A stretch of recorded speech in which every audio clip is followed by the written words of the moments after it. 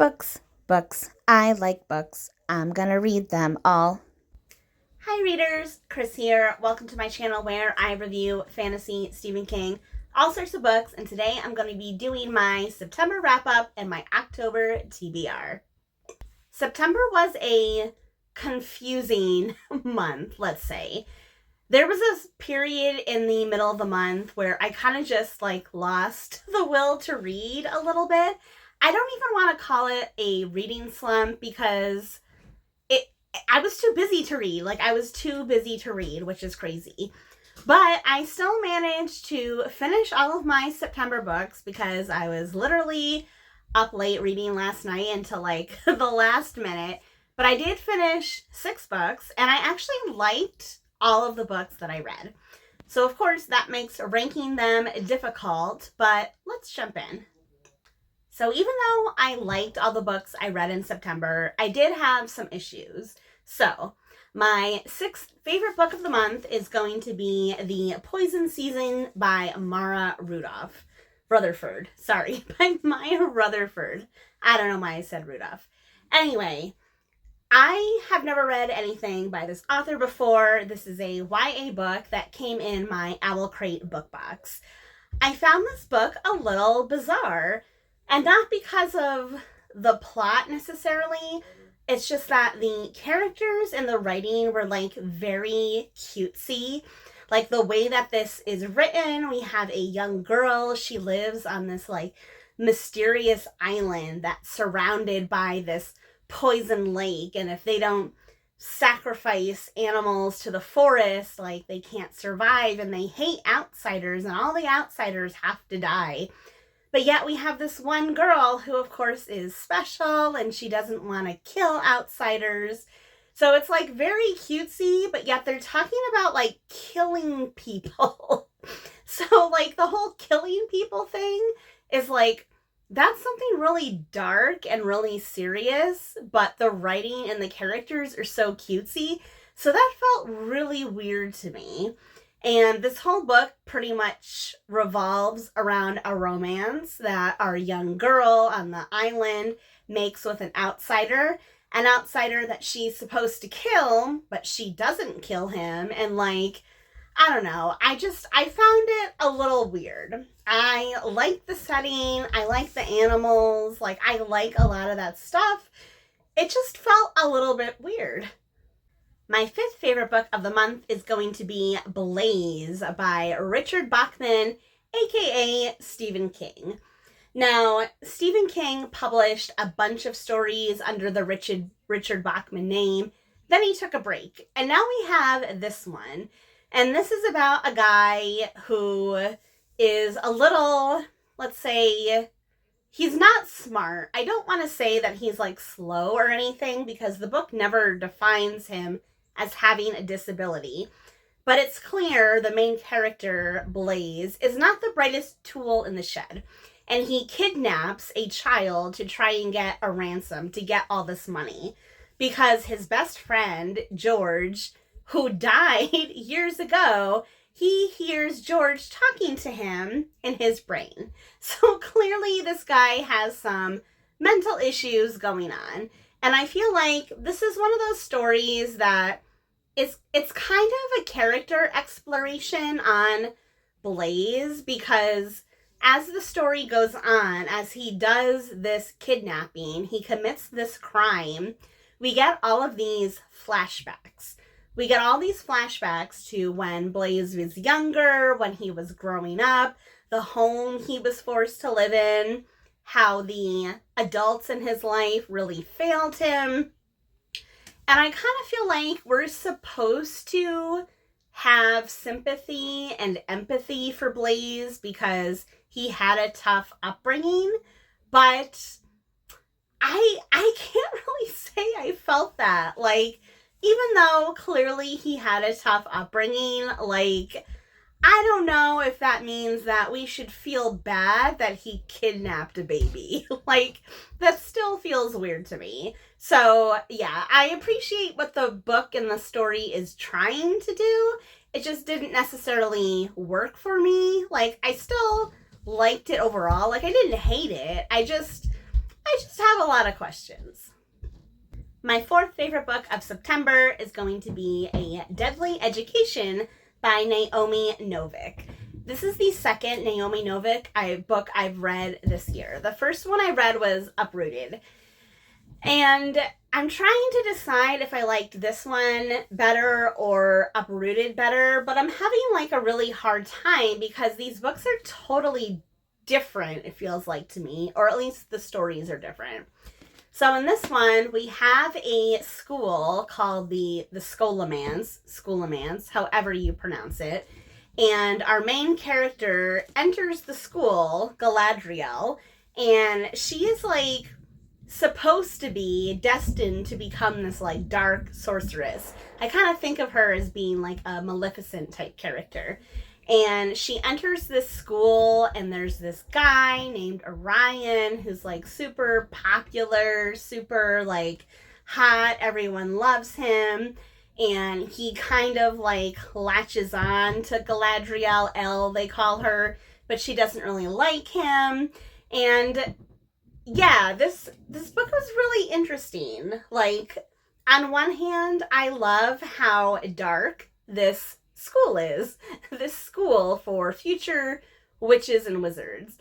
But on the other hand, like, where are the teachers? Where's the principal?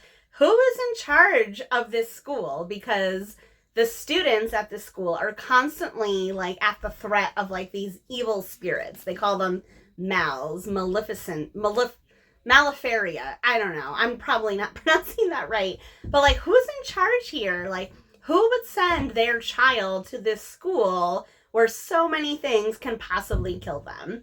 I don't know. On one hand, I'm fascinated. On the other hand, I have a lot of questions. So I enjoyed this book for like how dark it is. I enjoyed this book for like this dark academia school.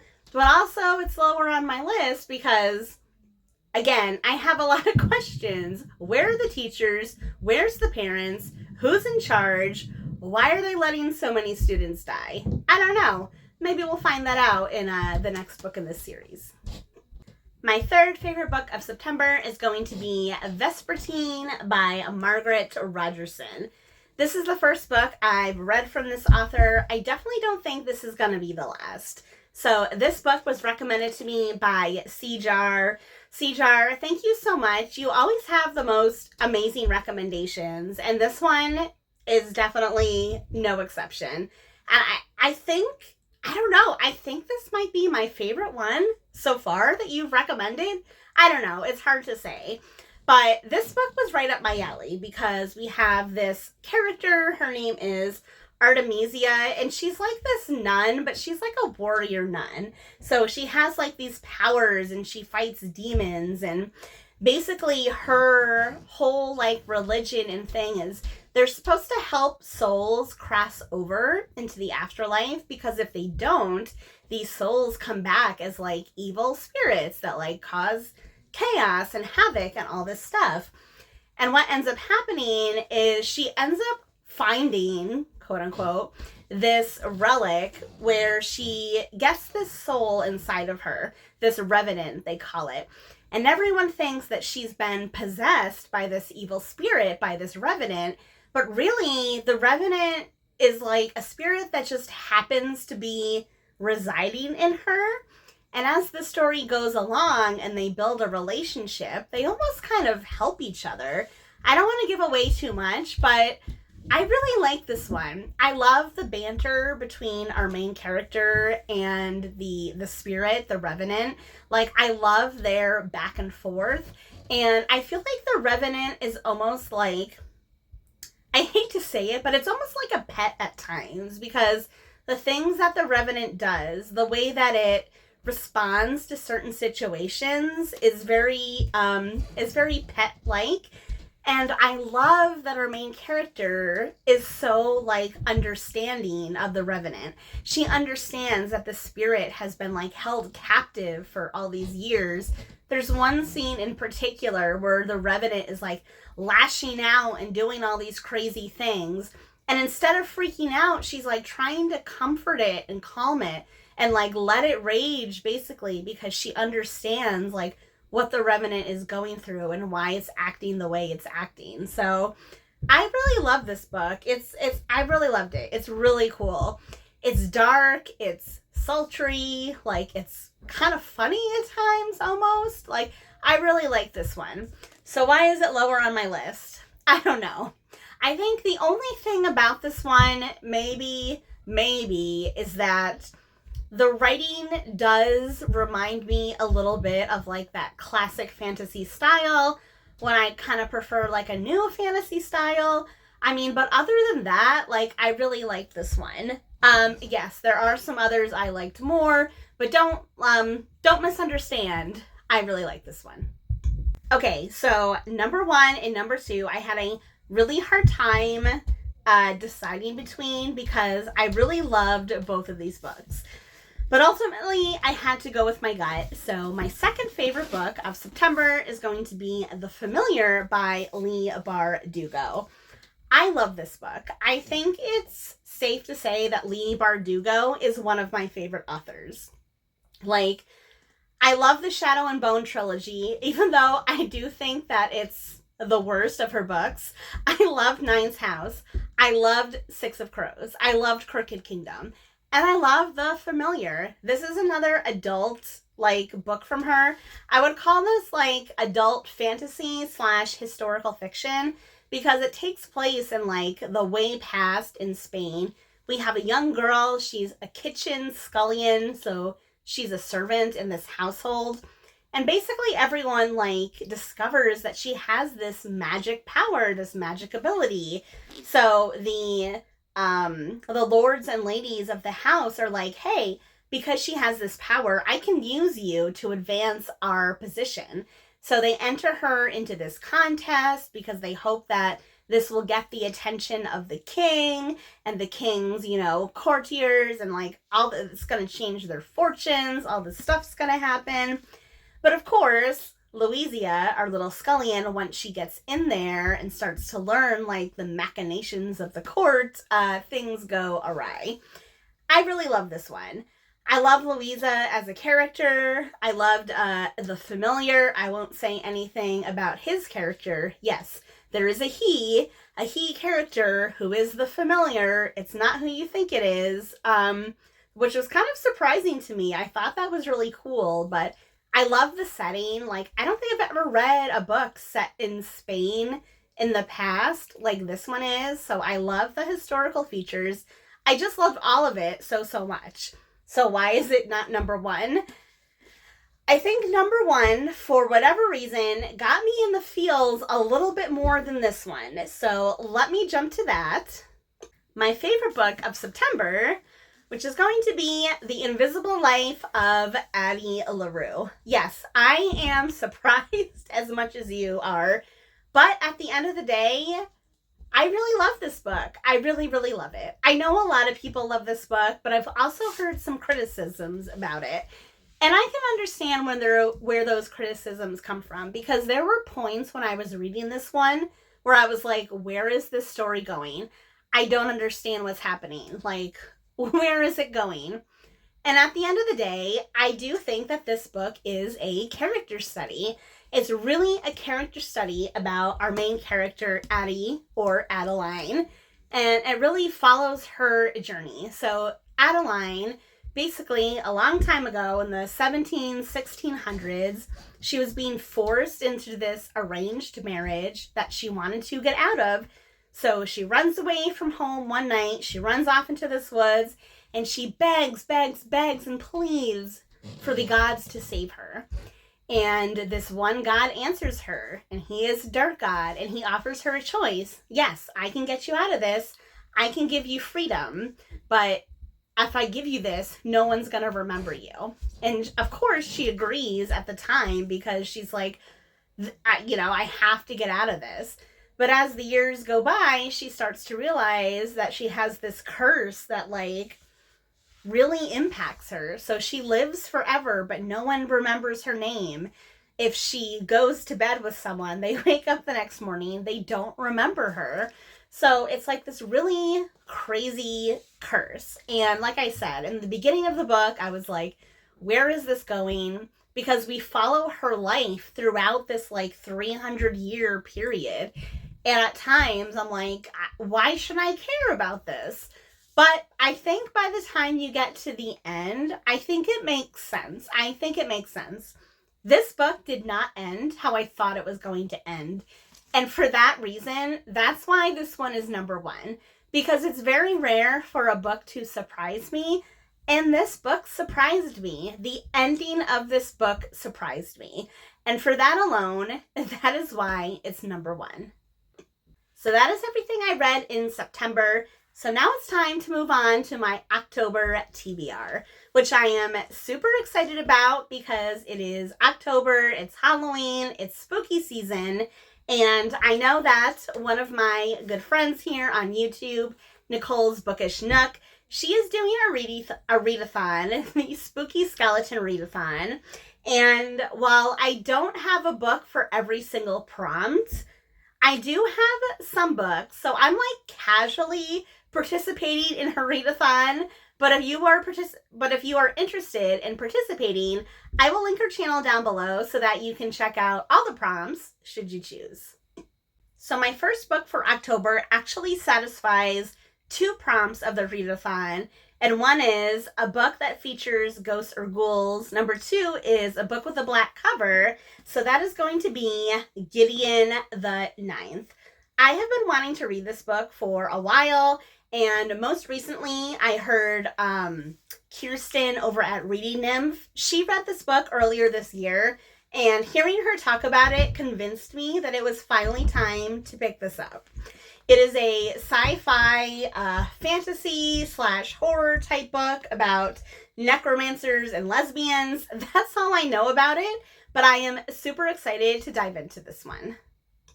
Number 2, I am continuing my Stephen King journey with Duma Key. I don't think this book satisfies any of the prompts. There is a prompt that says like orange on the cover or title, and you can kind of say there's orange on this cover, so maybe this counts, but I couldn't not like continue my Stephen King readathon. So yeah, Duma Key, Stephen King, that's going to be on my October TBR. My third pick for October is going to be an adult fantasy that features a witch as the main character, and that's going to be The Blackbird Oracle by Deborah Harkness. Deborah Harkness is most well known for her All Souls trilogy. So, what is it called? A Discovery of Witches. I recently started watching the show on Netflix. So I'm really excited to dive into this book. It's been a while since I've explored this series, so I was a little nervous jumping into this one if I would remember everything. But honestly, I'm 3 chapters in and I feel totally fine. So yeah, Blackbird Oracle, a witch book, love it.